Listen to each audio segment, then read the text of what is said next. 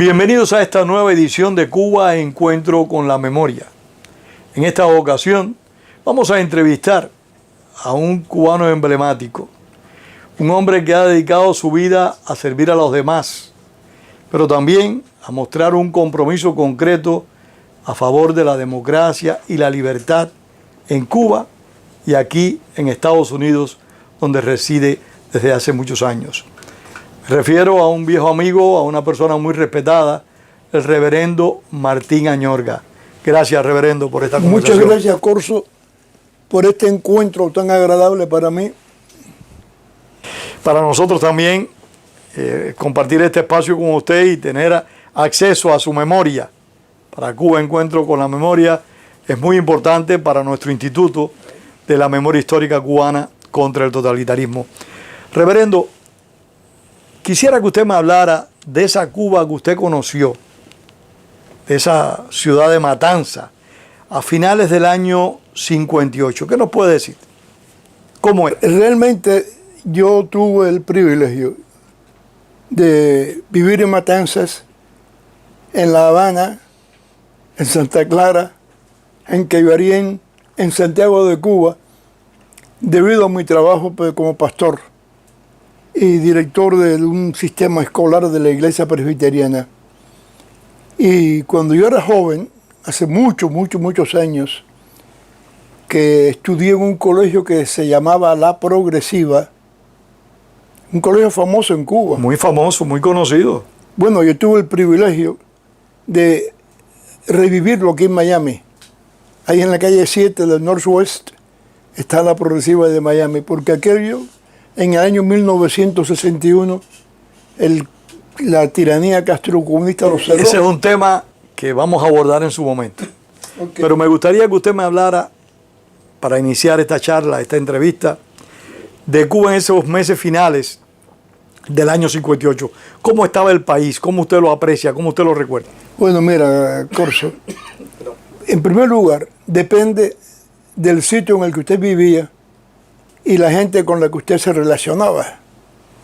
Por ejemplo, en Santiago de Cuba, yo me sentí tan feliz, tan contento, tan alegre, me encantó tanto esa ciudad, que yo hubiera querido quedarme allí por largo tiempo. Sin embargo, cuando viene lo de Playa Girón, ya se acabó la comodidad. Y en el periodo, yo vamos a decir pre-revolucionario. Pre-revolucionario, sí. Era una satisfacción grande vivir en nuestra patria. Todo el mundo amigos, todo el mundo disponible siempre, una tranquilidad extraordinaria. Vamos a decir que había defectos, un poco de delincuencia, un poco de presión. Claro, eso es normal en cualquier sociedad, pero Cuba era deliciosa. Nosotros los cubanos, que ya quedamos poco de esa generación, yo aquí he perdido casi todos mis amigos, vivíamos una tranquilidad extraordinaria. Yo recuerdo, por ejemplo, en Placetas, conocí a Mario Llerena, a José Pardo Llada. Reverendo, usted me puede recordar, me puede llevar en el tiempo, digamos octubre, noviembre, las elecciones del año 58. Estaban los hombres y mujeres combatiendo el régimen de Batista en los llanos y montañas. Había un fuerte movimiento clandestino en contra del gobierno de Batista, pero también había un sector de la sociedad que no se involucraba en este conflicto. Había gente que no participaban en acciones políticas. Y se producen las elecciones de noviembre del año 58. ¿Qué recuerda usted de esas elecciones? Bueno, mira, ante todo, yo tengo que reconocer que el pueblo cubano era muy apático con la política. Yo mismo creía que los políticos no eran honestos, que usaban el puesto para enriquecerse, que tenían privilegios especiales, y me sentía lejos del sistema. Y en términos generales eso pasaba con el cubano. No iban a votar, iban por un candidato y después se viraban cuando llegaba la hora. Y yo puedo decir por mi experiencia personal que en Cuba las elecciones nunca fueron pacíficas ni fueron totalmente puras. La elección que dio Batista, en la que tomó la presidencia Grau San Martín, eso es uno de los casos muy especiales en nuestra historia. Pero en términos generales, yo creo que la política en Cuba siempre fue conflictiva y bastante conflictiva. Y lo curioso del caso es que aunque estuviéramos en diferentes partidos, uno contra del otro, no perdíamos la amistad, ni la relación, ni perdíamos el espíritu generoso ese de comer juntos. Eso se acabó cuando llegó el castrismo. Bueno, cuando llegó Castro la historia cambió en Cuba. Y yo puedo hablar de la experiencia con Castro porque no tuve el deshonor de ser su amigo ni estar con él, pero yo tenía un tío en Cuba que era el doctor Joaquín Añorga Larralde. Ahí tengo como 8 libros de gramática de él, un gramático de un colegio que lo hicieron aspirar por el partido ortodoxo como representante, y Fidel Castro estaba en la misma posición aspirando a representante. Y lo conocí un día en casa de mi tío, de joven, y las ideas que él tenía eran fantásticas. Y tenía un plan para la industria azucarera, me acuerdo de eso. Tenía un plan agrícola. Yo le dije a mi tío, oye, chico, yo creo que este muchacho tiene futuro, mira cómo piensa. Y mi tío, que era un filósofo, me dijo, acuérdate de esto, el hombre no es lo que piensa, sino lo que hace. Muy sabio su tío. Sí, mi tío era muy... El hombre no es lo que es lo que hace. Y bueno, terminamos ahí. Pero estando yo en Santiago de Cuba, había un comité nacional pro alfabetización. Esto fue antes del triunfo de la revolución. Antes de la revolución. Y teníamos un gran esfuerzo alfabetizador. Yo estaba en Santiago de Cuba con un hombre que nunca podré olvidarlo. Su nombre es muy curioso, Agustín González Seis Dedos, pastor de la Iglesia Bautista, fue pastor de Fran País, estuvo muy bien relacionado con casi el grupo de jóvenes revolucionarios en Santiago de Cuba, y viene Castro y cambia la cartilla. Nosotros teníamos una cartilla de Frank Lovac que se basaba en enseñar a leer por medio de las sílabas, porque él decía que la gente no habla por letras, sino por sílabas. Y era muy cómico eso aprender, porque tú le enseñabas a la persona la sílaba pa y la sílaba ca, y entonces al día siguiente leía paca, leía paco. Pero bueno, viene Castro y convoca a Agustín González Seis Dedos para una reunión, y como yo era el asesor más o menos de Agustín, fui con él a la reunión, y me dice Castro, ¿usted es familia de Añorga? Digo, sí, soy sobrino. Y dice, ah, caramba, bueno. Ya me tendió un puente. Y me dice, mire, el español, porque era español, no acepta un plan que yo tengo de alfabetización. Y yo quiero que él deje el que tiene, porque eso es un plan americano de influencia anglo. Además, psicológicamente ha sido superado porque todo el mundo tiene la misma letra. En fin, no es un plan muy bueno. Y el que yo tengo con una cartilla, yo quisiera que ustedes lo adaptaran. Y yo le dije, bueno, doctor, yo no soy el que tome esa decisión. Esto ya en pleno triunfo revolucionario. Esto fue después del triunfo de la insurrección. Sí. Yo me debo a mi amigo y compañero Agustín González, que es el director, y él y yo hemos hablado, y la cartilla que usted tiene, que le hemos visto, es una cartilla de instrucción política, no es para enseñar a leer. Por ejemplo, yo me acuerdo en la F, dice F, Fidel, F fusil. Defendamos a Fidel con el fusil. Eso no es para enseñar a leer, doctor. Dice, pero usted también está de acuerdo con él. Digo, claro, yo estoy de acuerdo con él. Dice, con ustedes dos no se puede hablar. Digo, bueno, yo estoy dispuesto a escucharlo, yo no tengo ninguna... No, yo no tengo nada que hablar con ustedes, porque ustedes son...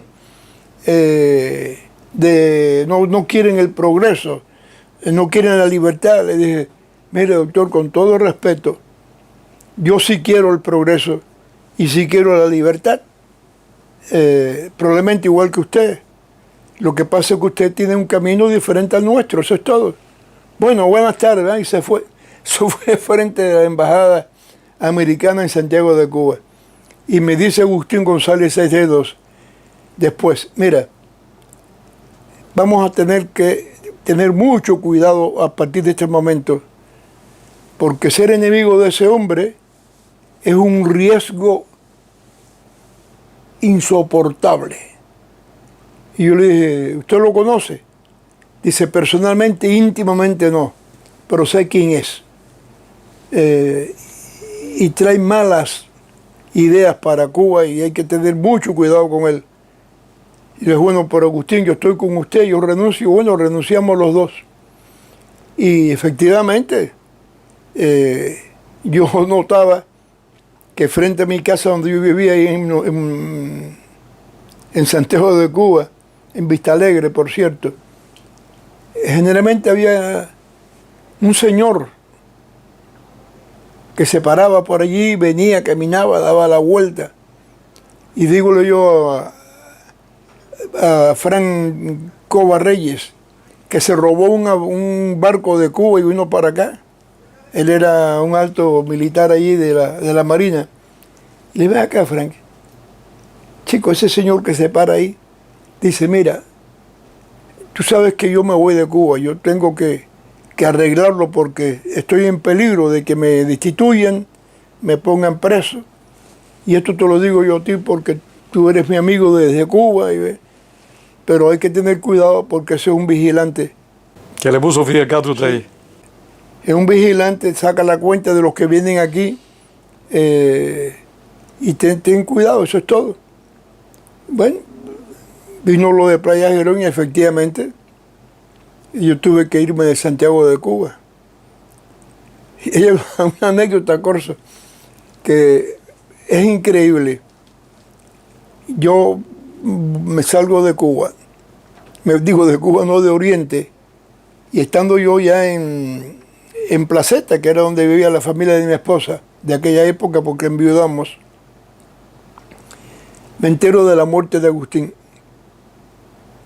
Dicen que murió en el avión aquel que se cayó en la bahía de Cuba, de Santiago de Cuba, en la fosa de Bartre. Sí. Taquechel, que era, bueno, varios, y vio a Agustín ahí de pasajero, y se mató. Y yo dije, no, yo tengo que ir al funeral de él. Y me dijeron, mira, chico, no vayas, porque, ¿por qué? Digo, no, yo tengo que estar con su esposa.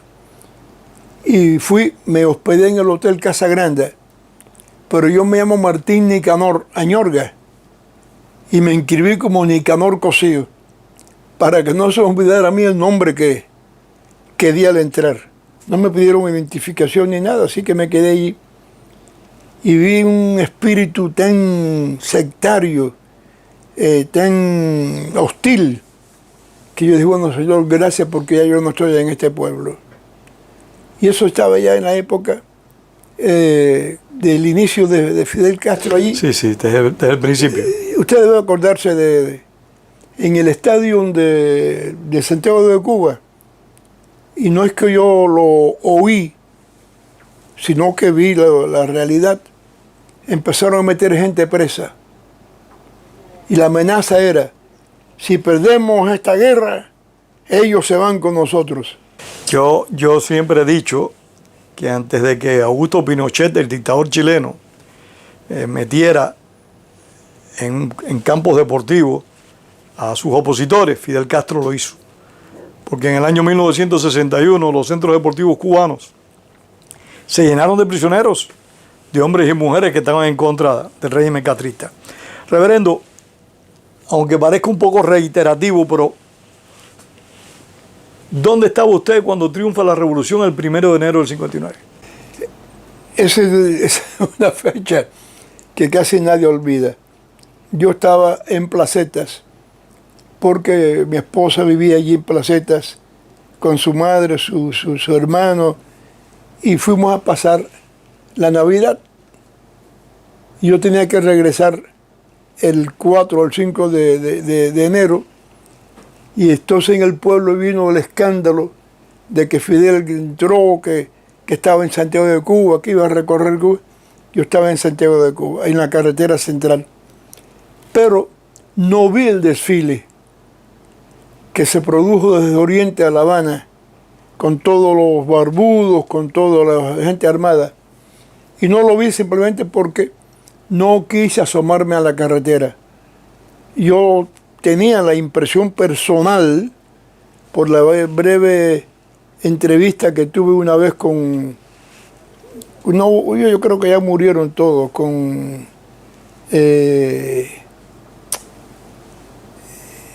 ¿cómo se llamaba este muchacho? Ya se me olvida a veces hasta los nombres. Bueno, que estaba con la revolución. Uno que era Jorge Álvarez, y que estuvo en la sierra, bajó de la sierra. La que se casó después con el Che Guevara, Aleida March, compañera mía, amiga mía, y veo los cambios y digo, Dios mío, ¿qué cosa es esta?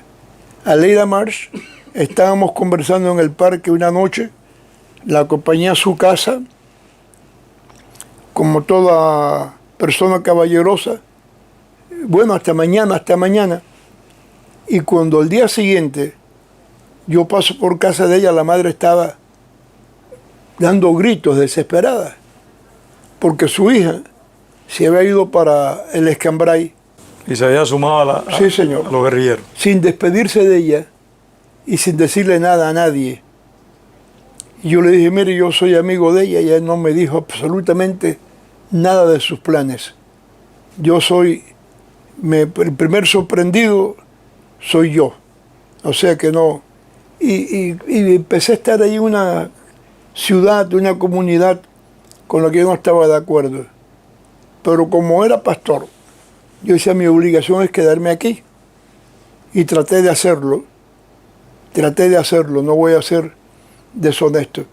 Pero en aquellos días había una desconfianza, había un miedo, había un triunfalismo tan extraordinario que había desprecio de tú eres un gusano. Se apreció cambio en la conducta del ciudadano común y corriente en esos días de diciembre del 58, de enero del 59. Cambió el ciudadano, cambió la gente. ¿Cambió? Bueno, ¿usted se acuerda de la palabra gusano? ¿Cómo que no? Nosotros, los que no estábamos con la revolución, éramos gusanos. Y Fidel Castro lo dijo desde una de sus tribunas, que no merecíamos ni vivir en Cuba. Yo digo, y siempre lo he analizado con mis amigos, que el gran error nuestro fue el de abandonar Cuba. Yo conocí aquí en el exilio personas que nunca pensé en mi vida haber conocido en Cuba. Políticos, bueno, de hecho les presté un salón en el colegio para que se reunieran todos los sábados, 60, 70 de ellos. Y yo dije, pero Dios mío, esta gente es buena, son pacíficos, son simpáticos, son amistosos. Como yo tenía el concepto de que todos eran unos rastreros, vaya, descubrí un mundo diferente, una nueva identidad del cubano. Pero chicos, en esos días de Cuba no se podía mantener relación pacífica ni cordial con nadie, ni aún con los vecinos, y también entre los familiares. A mí me correspondió tener un tío que se hizo miliciano, se puso el aparato ese verde que se ponían, y me encuentro con él en una visita en un sitio y me dice, ¿qué tú dices de la revolución? Yo le dije, mira, no me preguntes, Jorge, porque yo estoy muy disgustado en la forma en que el cubano ha tomado esta revolución. No lleva ni 15 o 20 días este individuo ya en el poder, inventando presidentes, sacando gente que tienen posiciones que eran serias, y la gente por ahí, todo el mundo vestido de verde, gente que yo conocía que no eran nada en el pueblo, que eran hasta delincuentes conocidos, y yo no, me dice, óyeme, apártate de mí. Y yo, espérate un momentico, yo no vine a verte a ti. Como si usted fuera un apestado. Yo no vine a verte a ti. Tú fuiste el que llegaste donde estaba yo. Y si tú llegaste donde estaba yo, ¿me soportas o te vas? Bueno, hasta luego, más nunca lo vi. Por eso es un ejemplo, uno... Era Dios suyo. Bueno, en las iglesias se dividió la gente, en las logias. El masón se portó muy cívicamente en Cuba al principio de la revolución, porque tenía su estrategia, una sociedad sagrada que no era penetrada, etc. Y yo hasta vi en la masonería un cambio de aquella época. Cambió negativamente el pueblo cubano. Y el cambio fue tan rápido que yo diría, pero esto es inmediato. ¿Cómo es posible que un pueblo como este, simpático, chistoso, pacífico, lleno de afecto para todos, de pronto se convierta en un grupo de enemistad para con el resto de los demás? Y esa es una experiencia que a mí me marcó para siempre. Ese fue el principal significado que nos dio el castrismo a todos. Crispación, sectarismo, odio, desconfianza y delación. Reverendo, usted tiene dos aspectos en su vida que el castrismo atacó desde el principio. Primero, la religión, y segundo, la educación. Yo quisiera que usted nos hablara de cómo fue la acción del gobierno en contra de las religiones, en contra de aquellas personas que tenían convicciones religiosas fuertes, sólidas, y que en la medida de sus posibilidades defendían esa religiosidad. Mira, hay una fecha que yo nunca olvidaré. El año 1961, que la llamada revolución se hizo cargo de la escuela privada, específicamente las escuelas religiosas, La Salle, Baldor, Belén, La Progresiva. Y yo estaba cuando ese momento en Caibarien, y llegó una comisión de 10 o 12 milicianos, entraron allí, acabaron con la biblioteca, botaron las Biblias. ¿En qué colegio estaba usted en ese momento? Yo estaba en Caibarien. ¿En Caibarien?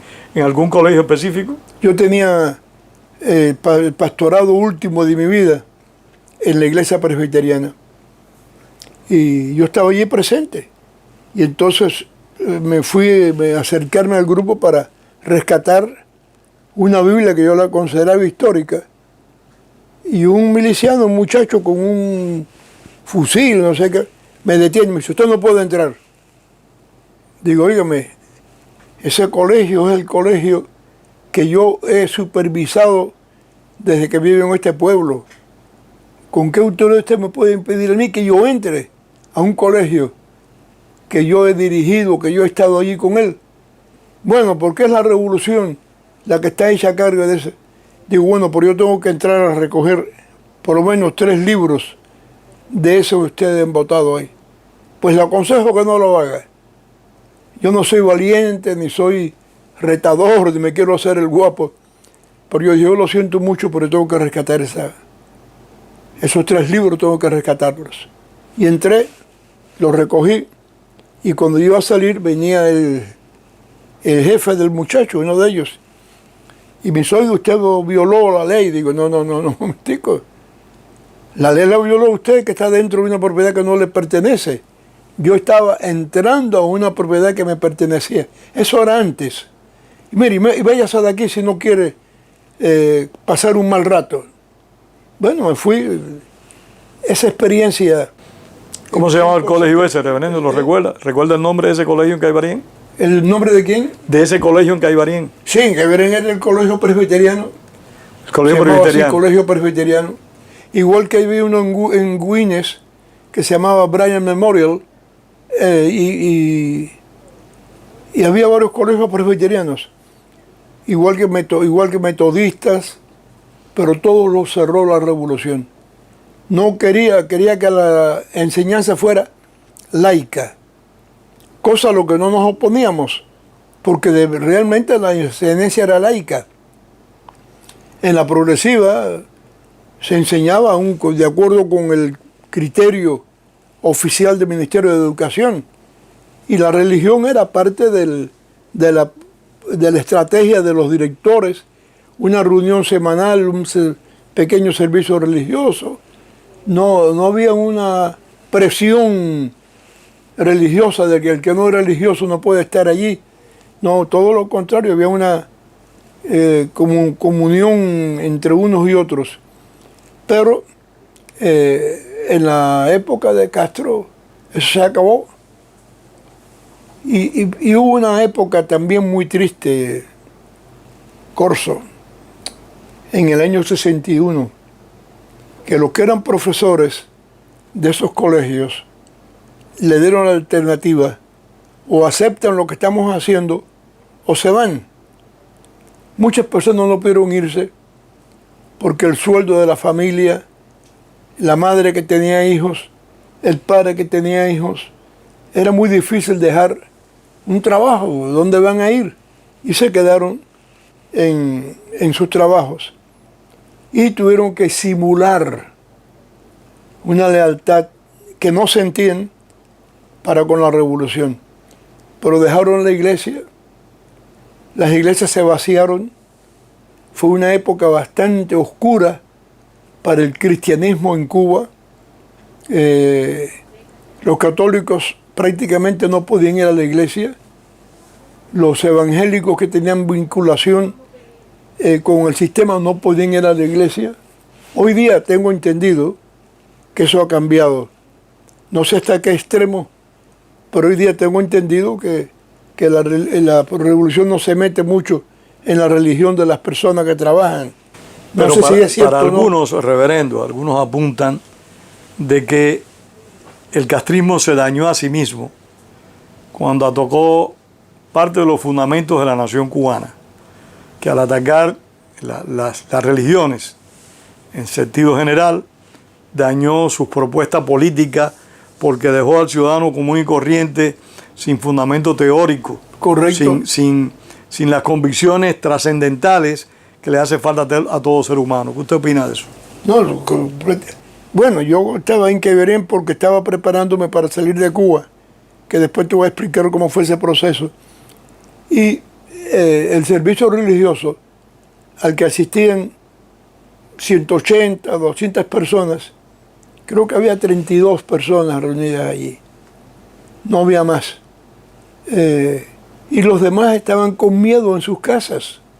No es que fueran ni fidelistas ni revolucionarios. Es que estaban obligados por el sistema a no practicar una religión, porque si lo identificaban como religioso, lo separaban de su puesto. Eso fue una época bien dura, el principio de la revolución en Cuba. Y Fidel Castro tenía un poder, una autoridad que era increíble. Yo decía, pero como un solo hombre, bueno, puso a Urrutia de presidente y lo quitó. Puso de presidente a Dorticó, que se suicidó, por cierto, y también lo quitó. Se puso de primer ministro no sé quién. A José Miró Cardona y lo después quitó. se puso él. O sea, que manejaba eso con una impunidad, pero que era increíble. Bueno, Hasta hay libros por ahí que hablan de eso. Yo conocí aquí en Miami, muy de cerca, iba a la iglesia que yo estaba atendiendo, a Uber Mato. Uber Mato era bautista. Y después que teníamos muy buena amistad aquí, le dije un día a Uber, ¿cómo usted siendo bautista pudo tomar una posición tan importante dentro del castrismo? Y me dijo, tú fuiste engañado y yo también fui engañado. Lo que pasa es que yo fui engañado a un nivel diferente al tuyo. Tú fuiste engañado en el pequeño grupo que tú diriges y yo fui engañado en la cúpula. Porque cuando veo que Castro se hace dueño de las iglesias, de los colegios, que empezaron los fusilamientos, yo dije, yo no puedo seguir en esta revolución. Y cívicamente le presenté mi renuncia. Él no le convino aceptar mi renuncia porque estoy en un puesto alto, iba a ser una división en el país. Ya bueno, usted sabe la historia, mandó a Camilo para que, bueno, me contó toda esa historia. Y realmente tenía razón, porque en Cuba había que vivir con dos caras. La hipocresía era el sello indicativo de la revolución. La gente se vestía cuando aquello, con el traje el miliciano, la camisa azul y el pantalón verde olivo. Sí, señor. Y yo tuve una experiencia muy simpática porque estaba yo en Encrucijada en una misión relacionada con la iglesia y alguien puso una bandera del 26 de julio en la torre de la iglesia y viene el capitán de la policía con 2 o 3 y me dice, óigame, le exijo que quite esa bandera. Le dije, un momentico, capitán, yo no la puse, estaba puesta ahí, yo no fui quien la puse. Bueno, pues le doy 1 hora para que la quite. No, yo no acepto quitarla. Entonces un muchacho morenito vino, yo le di $1, creo, y le dije, bajito chico, sube. Y él subió y quitó la bandera sin que yo interviniera. Ese señor, como 3 o 4 días después, me lleva a la jefatura de policía. Me tiene sentado allí, sin desayunar, sin almorzar, sin tomar ni agua, como 7 u 8 horas. Y finalmente me dice, mira, vete ya para tu casa, que a fin de cuentas tú no tienes ningún valor para que te pongamos aquí de víctima ni nada. Bueno, está bien. Y me lo encuentro aquí en Miami. Y cuando yo estuve aquí y que llegué como 7 u 8 meses después, me lo encontré precisamente en un restaurante. Y yo lo veo y él me ve. Entonces se me acerca y me dice, chico, yo tengo que pedirte perdón. Yo estaba haciendo un papel. Bueno, menos mal, por lo menos ese fue un hombre honesto, porque tenemos aquí otros muchos que no lo son. Estabas haciéndolo muy bien, ¿sabes? Bueno, nos dimos estabas haciendo el papel de esbirro a la perfección. Nos dimos un saludo allí, nos continuamos viendo, etcétera. Y bueno, eso me pasó también con Ventura Novo, que yo tenía la imagen de que era un monstruo. Cuando bueno, lo veo aquí, que para muchos cubanos, Ventura Novo fue un monstruo. Bueno, aquí tiene una oficina. Una agencia policial de investigación. Y yo estoy con él en un restaurantito que ya cerró, que se llamaba, ahí en la calle 7 y la 25 Avenida, tiene un nombre patriótico. Y un día me lo encuentro allí, frente a la iglesia, el dueño de aquel negocito, yo le prestaba el parqueo que teníamos al lado los sábados y los domingos, y él tenía una cortesía con nosotros el resto de la semana. Y me dice, ¿usted sabe con quién está hablando? Digo, no tengo el gusto. Entonces me dice, ese es Ventura Novo Caratalá. Yo no sabía que si darle la mano o saludarlo, no, me quedé así.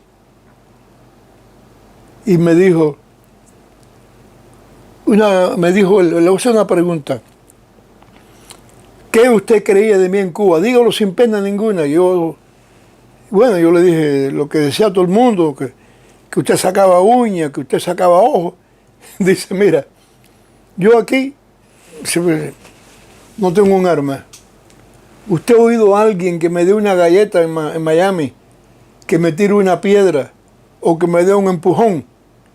Digo, no, en ningún sentido. Dice, ¿cómo yo no puedo tener enemigos si era tan malo?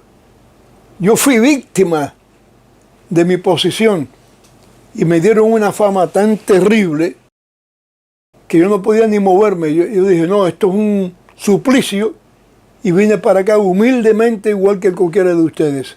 Sí, tengo mi negocio. Y, mira, Corso, en Cuba se vivía una doble cara tan punzante que nadie se podía sentir seguro. El cubano vivía con inseguridad, con quién hablaba, a dónde iba, dónde se reunía, porque donde quiera había un enemigo secreto.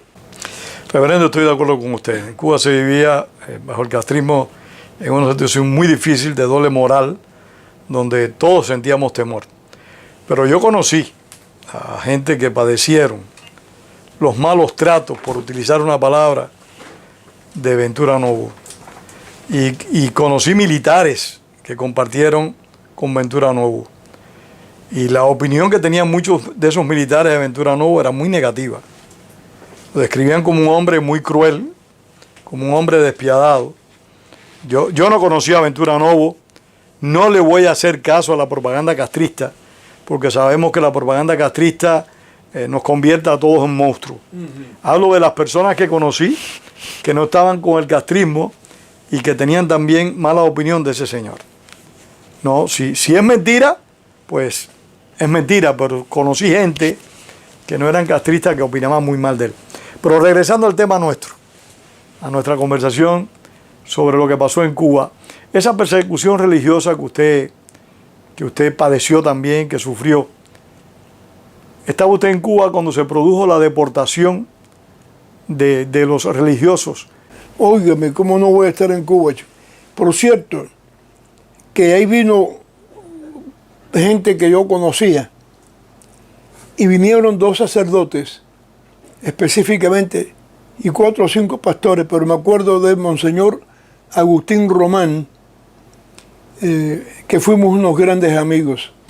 Un gran hombre. Yo tengo en mi dormitorio, ahí en la mesita que se llama de noche, una fotografía de Román conmigo, porque él estuvo primero me lo mandaron para allá, para Chile, no sé para dónde, y después lo trajeron para Miami, y aquí trabajó en una pequeña parroquia y después lo pusieron en la Ermita de la Caridad. Yo nunca iba a la ermita, ese no era mi culto, pero un día nos encontramos en un sitio, empezamos a conversar y surgió la idea de crear una alianza ecuménica y se crearon los guías espirituales en el exilio. Eso se acabó ya. Fue una idea maravillosa. Fue una idea muy buena. Bueno, eso se acabó ya porque todos se han muerto. Estaba el padre Ballina, el padre Román, Nixe, estaba el padre que estaba en Jayalía, Pérez, en fin, estábamos, y los pastores que estábamos allí también, y formamos una unión extraordinaria de amistad, de cariño, que nunca existió en Cuba. En Cuba ser católico y ser protestante eran 2 cosas diferentes. Más o menos, si no opositoras, por lo menos diferentes, irreconciliables, vamos a ponerlo así. Y aquí creamos ese grupo con una amistad extraordinaria. yo me sentía tan bien con Román. Bueno, yo puedo hacer una historia aquí personal, un momentico. Adelante. Yo soy protestante, mi esposa es católica militante, y bueno, cuando yo hablé con ella que íbamos a casarnos, ella me dijo, pero yo quisiera casarme por la iglesia. Yo le dije, yo no puedo. ¿Quién me va a casar a mí siendo pastor protestante? Entonces ella habló con Agustín Román, y viene Román, un día me llama, me dice, ven acá, quiero hablar contigo. ¿Tú te quieres casar con esta que estuvo aquí? Y nadie. Le dije, bueno, tenemos planes, pero hay un problema, Román, que ella quiere casarse por lo católico y yo no puedo. Ella quiere que tú me cases y tú no puedes. Dice él, ¿y quién te dijo a ti que yo no puedo? Le digo, bueno, yo sé que los católicos y la boda. Me dice, mira, vamos a hacer una cosa. Yo voy a arreglar la boda y a mí no me importa lo que me digan, de lo que hagan. Tú eres mi amigo, tú eres mi hermano y yo no voy a abandonarte en este momento. Y nos casó. Qué maravilla. Nos casó. Y yo me vi en la iglesia ahí, católica, llena de pastores protestantes. Había un amigo aquí que no sé si lo conociste, Rolando Espinosa. Mi gran amigo, que lamento mucho su partida. Este es una de las personas que yo más recuerdo del exilio. ¿Verdad? El doctor Rolando Espinosa lo conocí gracias a otro gran amigo, al doctor Salvador Leu. Oh, los dos son grandes amigos. Dos grandes amigos ya desaparecidos, y de verdad que Rolando Espinosa fue un baluarte de la democracia en el exilio, y ayudó a una gran cantidad de cubanos que nunca debemos olvidar a Rolando Espinosa. Cuando Rolando Espinosa era mi hermano, mi amigo, mi compañero, vaya, Rolando para mí era, bueno, me emociono nada más que pensando en él. Yo lo conocía de Cuba porque él era metodista. Él fue el presidente del Colegio de Pedagogos de Cuba, bueno, no pudo, dentro de Cuba y en el exilio. Y fue a Santiago de Cuba, tomó posesión y no pudo. Los comunistas no lo permitieron. Bueno, y aquí lo que tú estás diciendo es verdad. Él tenía la habilidad de conocer todos los currículos cubanos. Y entonces él ponía la lista de currículos cubanos y hacía una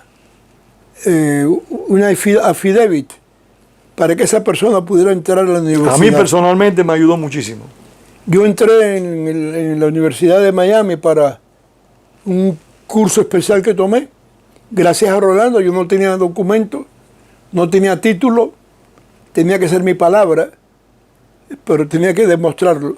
El prestigio de Rolando fue muy grande. Preparó la affidavit y efectivamente me admitieron y tomé mi curso y lo terminé.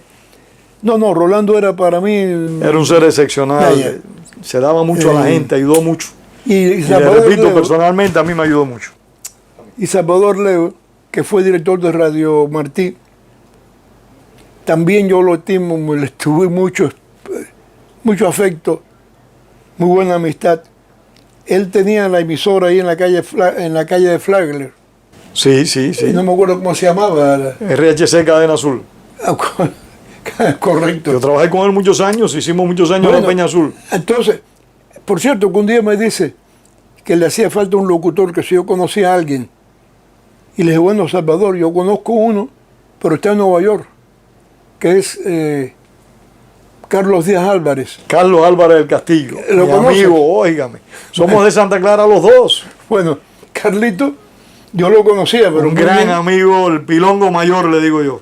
Y le dije, oye, Carlito, yo quisiera que vinieras a hablar con Salvador Leu, que te va a entrevistar, porque ya tú no estás trabajando aquí en la iglesia presbiteriana. Y vino para acá, hizo una mezcla tremenda con Salvador. ¿Qué clase voz tenía y se Carlos? Quedó en la emisora. Él vive ahora aquí en un pueblecito. Él vive al norte del estado. No, ahora vive al lado de Naples. Sí, al norte del estado, por ahí sí. ¿Cómo se llama ese lugar? No sé. Cape Coral, algo Cape así. Coral.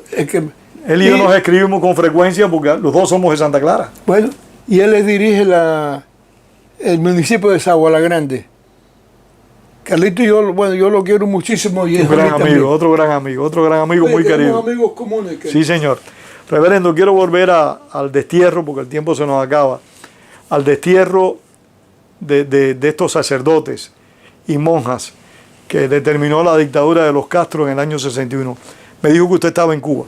Yo estaba en Cuba. ¿Cómo recibieron el resto de los religiosos cubanos, de las iglesias cubanas, este destierro forzoso?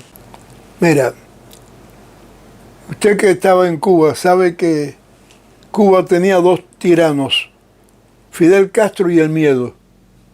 Qué bien descrito está eso. El miedo que tenía el cubano era más fuerte que Fidel Castro. Señor, vivíamos con un miedo, con un terror, con una angustia increíble. Y muy poco, incluso el que se dirigía a la Iglesia Católica no pudo expresarse. Ahí estaba también Moza Vidal. Monseñor Eduardo Bozo Más Vidal, a quien yo conocí en Venezuela. Otro hombre excepcional, de una gran calidad humana y muy sensible con la causa democrática cubana y con los cubanos en general. Y nadie salió a defenderlos, ni hubo un desfile para despedirlos. Es más, los sacaron de Cuba sin documentos. Sí, señor. Cuando llegaron aquí, y me acuerdo que a Román lo mandaron para el sur, ahí lejos, para trabajar con indígenas, que no es nada de negar. No, por supuesto que no. Pero vivió separado de su comunidad. Después vino para Miami y aquí hizo un gran ministerio. Decir Monseñor Agustín Román es mencionar a un hombre con respeto.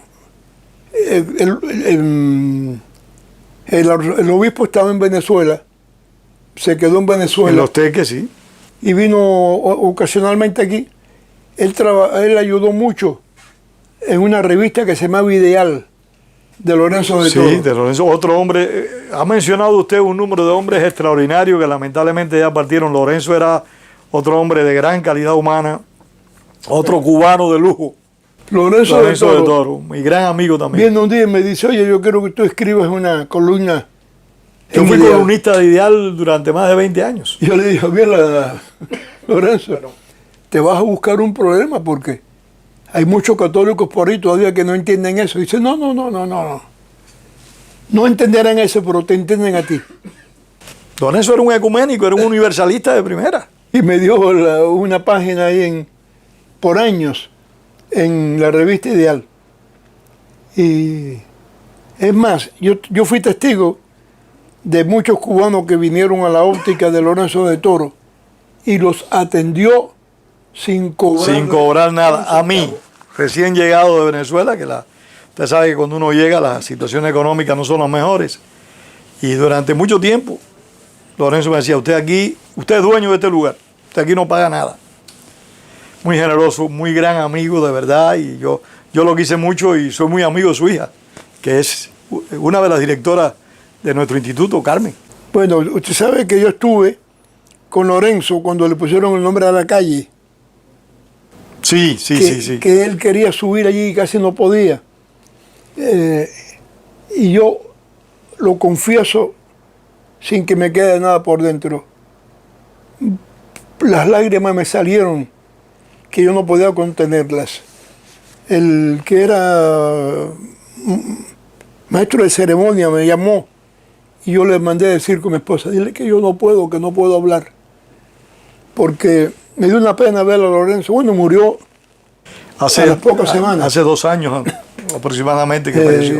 Él era miembro, aunque no era clérigo, del grupo de guías espirituales porque puso la revista a nuestro servicio. Que es una pena que se haya perdido la revista Ideal. De grandes valores humanos y muy patriótica. Yo creo que es bueno que se sepa eso. Ahora que estamos hablando algo seguramente para la historia. Que se sepa de que en el exilio se produjo una unidad extraordinaria, que no ve diferencia entre negro y blanco, entre pobre y rico, entre político y civil. Y yo esa época del exilio, que llevo aquí 58 años, la puedo testificar en cualquier tribuna que me pongan y me sienten. yo vi la unidad de los cubanos aquí. Bueno, una gente muy simpática. Lincoln Rodón, y ahora cómo se llamaba ella, Dios mío, vivía cerca de la iglesia, Carbonell. En Cuba eran Rivales. Enemigos no, pero Antagonizaban. y llegaron aquí, hicieron una tremenda amistad, se iban a almorzar juntos. Lincoln, ¿usted conoció a Lincoln también? No, a Lincoln sí no lo conocí. No lo conoció. Ese es otro.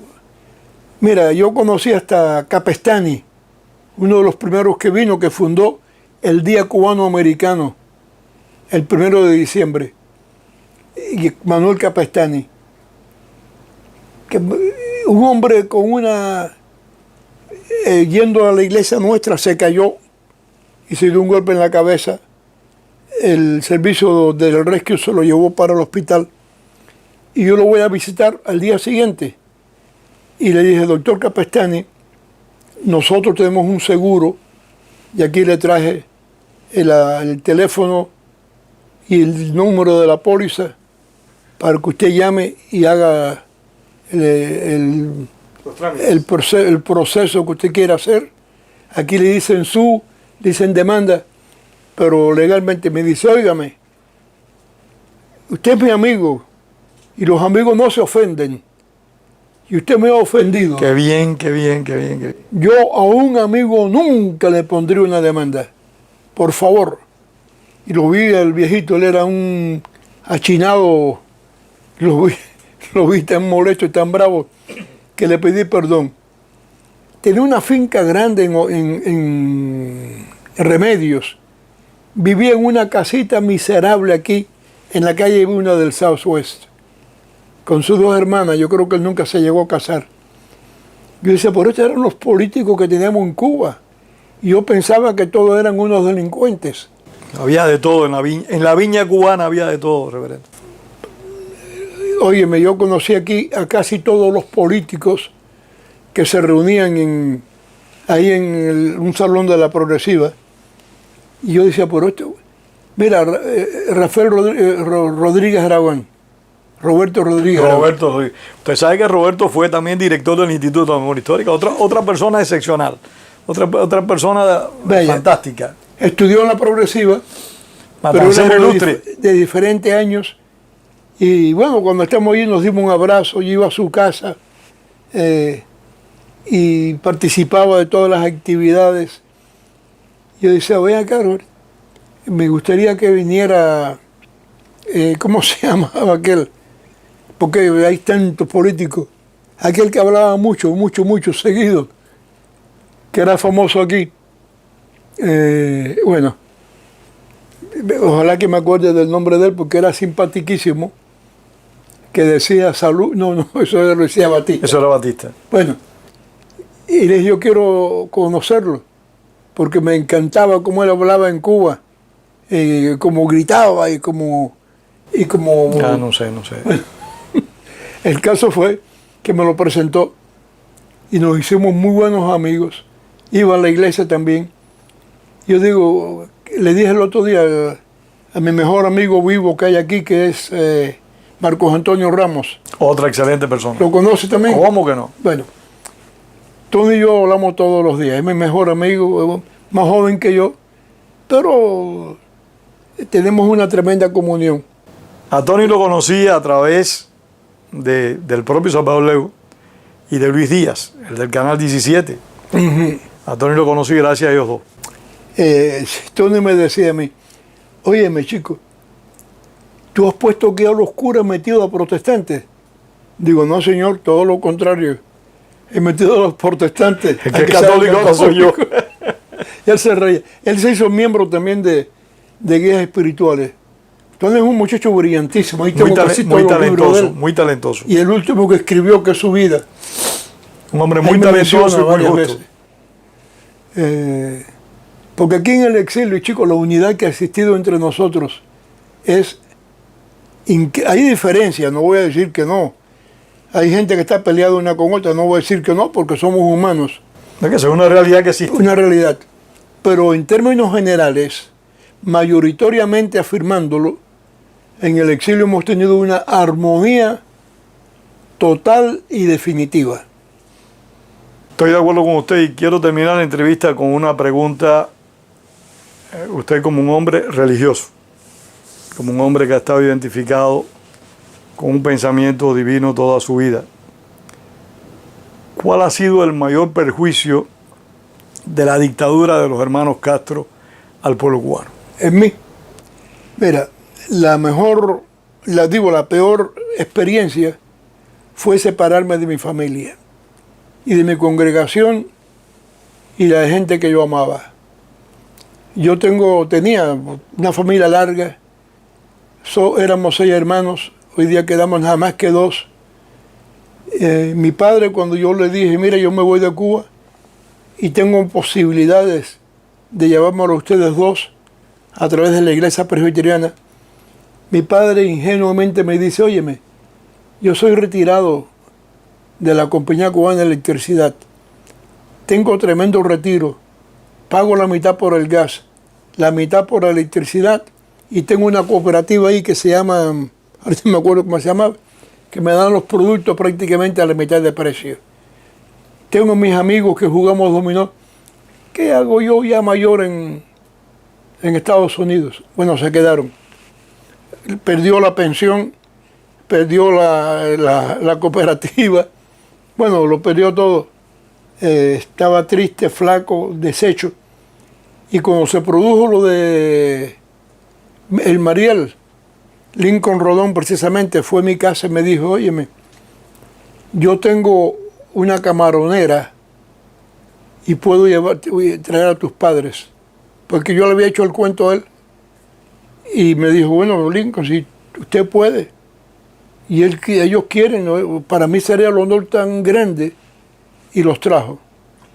Qué bien. Mis padres murió aquí, mi madre murió aquí.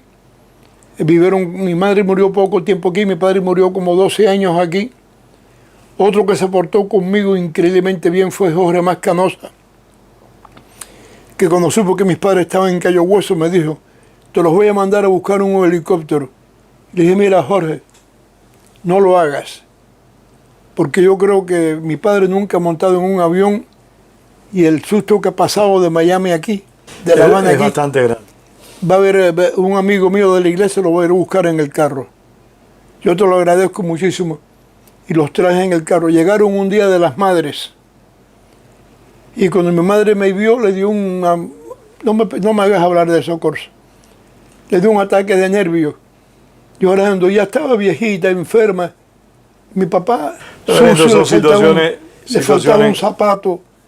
No se había bañado por no sé qué tiempo. Él que era muy presumido, con una barba. Eso me destrozó el corazón. Yo comprendo. Y ahora esa es la experiencia más difícil para usted que he tenido yo con el castrismo. Y para usted, ¿cuál ha sido el mayor trauma, el mayor dolor causado por Castro al pueblo de Cuba? ¿Aquí en el exilio? No, al pueblo de Cuba en general, el que está allá y el que está aquí. Eso sería yo, estaría hablando una semana completa.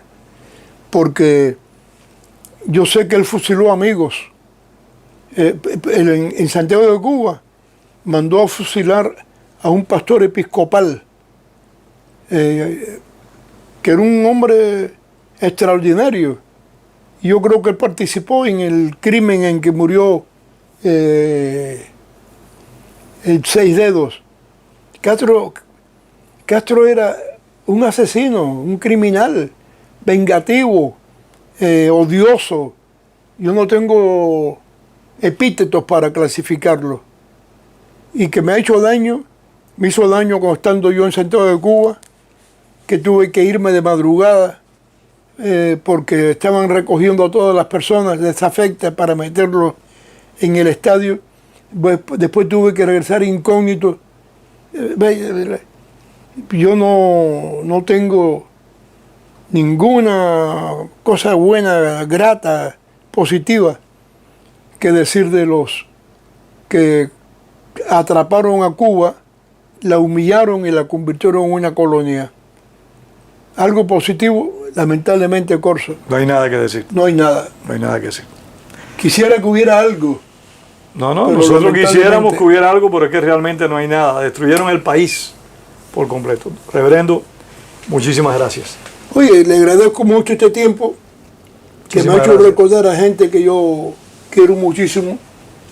Y el señor que ha dirigido la Cámara es tremendo profesional Sí, señor. con quien he coincidido en muchos actos.